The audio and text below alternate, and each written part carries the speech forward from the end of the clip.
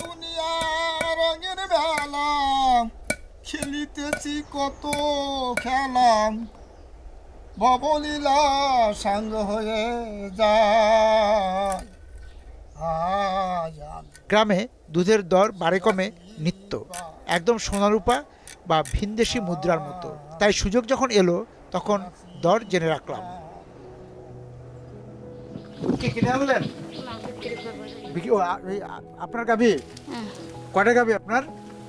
দুটো। সবসময় দুটো গাভী নাকি? দুটো থাকে, বেশি রাখি না। কেন? পালতে পারি না, লোকজন কম তাই। লোকজন কম কেন? আমার দুটো মেয়ে, ছেলে টেলে না, তার জন্যে। ও আপনি আর আপনার দুই মেয়ে আর স্বামী? স্বামী। ও আপনারা দুজন দেখে আর পাড়ার লোক নাই দেখে মাত্র দুইটা গাভী পালেন, এতে আপনাদের সংসার হয়ে যায়? এই আছে দুটো গরু আছে, দুটো ছাগল আছে, ছাগল বলি অনেকগুলো ছাগল আছে আমার। আর নদীতে যায় না আপনার স্বামী? না না, উনি অনেক নদীতে পারে না। আগে যেত? আগে কম বেশি যেত। কোন নদী যেত? এই যে আমাদের এই নদী আমাদের বাড়ির কাছে। আচ্ছা আচ্ছা, এই মানে মাছ ধরতো? মাছ ধরতে। আর মাছ ধরা ছেড়ে দিছে? হ্যাঁ, ইলিশ মাছ ধরতে এখন আর ধরে না। স্বাদ কেমন আপনাদের নদীর ইলিশের? অনেক স্বাদ। অনেক স্বাদ? অনেক স্বাদ। রূপসার ইলিশের স্বাদ আছে? হ্যাঁ আছে। পদ্মার ইলিশের চেয়ে বেশি নাকি? আমি সেইটাই তো বলতে পারলাম না, আমরা আপনি তো পদ্মা ইলিশ খান নাই? না না, কিন্তু রূপসার ইলিশের স্বাদ আছে না? আমাদের বাড়ির কাছে তো আমরা তাই খাই, অনেক দূরে, তার স্বাদের বুঝে লাভ কি? বাড়ির কাছে যেটা সেইটাই স্বাদ বেশি। সেইটাই স্বাদ বেশি।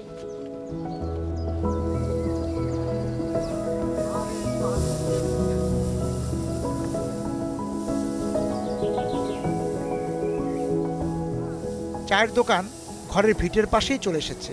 হাটবাজারের চায়ের আড্ডা জমে উঠোন ঘেঁষে। এমন এক আড্ডায় ঢুকে এই মৌসুমের লাভ লোকসান হিসেব জানা হলো। মাছের কি অবস্থা নদীতে? নদীতে মাছ না। হ্যাঁ, নদীতে মাছ কম। মাছ কম। কবে থেকে কমলো? কতদিন যাবত? এই বছর বড়াই মাছ একই অবস্থা। কি মনে হয় কেন কমে যাচ্ছে কেন? মাছের উৎপাদন নাই, অথচ মারা বেশি পড়তেছে, মুখ বেড়ে গেছে। হ্যাঁ, এই জন্য মাছের সংখ্যা বেশি। এতে আমি সকালবেলা খেপলা জাল নিয়ে গেছি, 6টা খাওয়ান দিছি গাঙে, 2টো চিংড়ি মাছ উঠেছে ছোট ছোট, জাল গাছ ধুয়ে নিয়ে বাড়ি আমি। গ্রামের মানুষ কি খান? আমরা মাছ ছাড়া খাই। মাছই খান? এই ধরে যতটুকু পান ততটুকু মাছ আর সবজি, কিন্তু পাওয়ার কষ্ট। হ্যাঁ, পাওয়ার কষ্ট।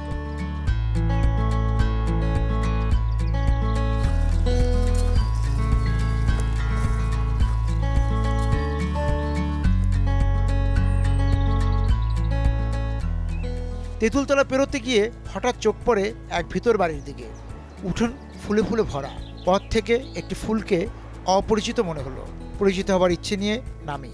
ফুলের রহস্যের উন্মোচন যেমন বিস্মিত করেছে, তেমনি অন্য এক গল্প শুনে বৈশাখী মেঘও যেন এসে ছায়া ফেললো এ বাড়ির উঠোনে। এই তেঁতুলতলা গ্রামটা তো ধীরে ধীরে পরিবর্তন হয়েছে, তাই না? নদী দূরে সরে গিয়েছে, তো আগের মতো গাছপালা নাই। আগের মতো কি দিন হবে? কোনোদিন দিন যেটা যাবে সেটাই ভালো যাচ্ছে, সামনের দিন আরো খারাপ হবে। আগের দিনগুলি ভালো ছিল, সামনের দিন খারাপ আসবে কেন? আছে কিছু। কি কি না? আগে আমরা একটা ফসল করতাম, একটা ফসল করে তাই গোলা ভরে ধান থুয়ে সারা বছরে খাতাম আর আনন্দ করে বেড়াতাম। আর এখন 2বারে ফসল করে, তাই তাহলে চলে না কেন? যে 2বার ফলন করেন তারপর চলে না কেন? আগে ছিল অল্প জনসংখ্যা, না এখন বেশি, না এখন জমি জমা নেই। আগে জমি করতাম 10 বিঘা, এখন 2 বিঘা পাই। সব জায়গায় প্লটিং হয়ে জমি জমা নেই। কি হয়েছে? সব প্লটিং হয়ে গেছে, সব কেনা বেচা হয়ে গেছে। আমার বাড়িতে তো ফুলে ফুলে ভরা, ফসলের মতোই এত ফুল। এগুলো কি আপনার মেয়েরা করেছে? আচ্ছা, হ্যাঁ, এগুলি তারা তৈরি করেছে। এগুলি কি বিক্রি করে? না না, বাড়ি সৌন্দর্য।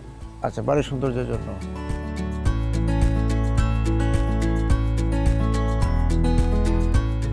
এই যে খুব সুন্দর হয়েছে ফুল, বাড়ি দূর থেকে বোঝাই যায় না যে আসল না এই কাপড়ের বা প্লাস্টিকের ফুল।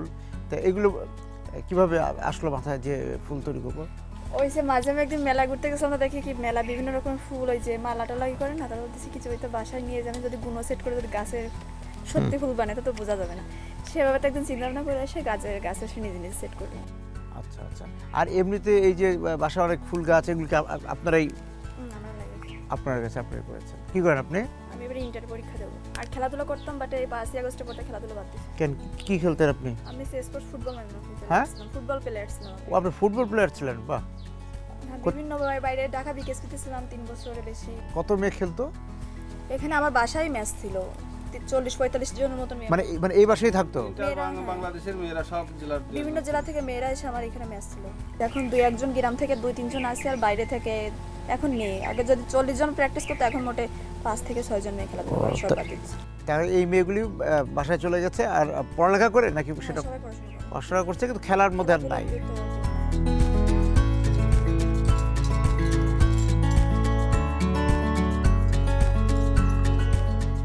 ফুলের ঘ্রাণ ছাপিয়ে আমাকে একমাত্র উচ্ছে ভাজাই মাতোয়ারা করতে পারে। গ্রামের একের পর এক উঠোন পেরিয়ে যেতে উচ্ছের ঘ্রাণ এসে নিয়ে গেল হেসেলের কাছে।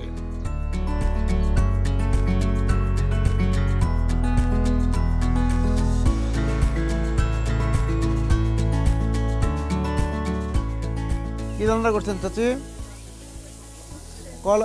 উচ্ছে ভাজি। আপনি কি করেন এমনিতে? স্বামী কি করে? লোনে। এদিকের লোকজন তো মাছ ধরে না বেশি, মাছের? হ্যাঁ, আপনাদের বাড়ির কেউ মাছ ধরে না? চিংড়ি মাছ ধরেন? ও, ওইকে নিজেরা খান না বিক্রি করে দেন? নিজেদের খাওয়ার জন্য ধরেন।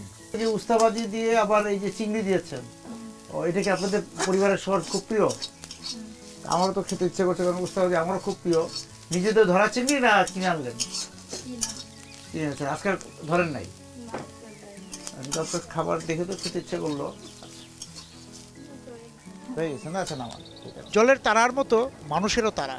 স্রোতে ভাসা মানুষ দেখি কচুরির মতোই নিজেকে সঁপে দিয়েছে জীবন স্রোতে। সৈকতে পানসি ফেরাতে পারে আর কয়জন?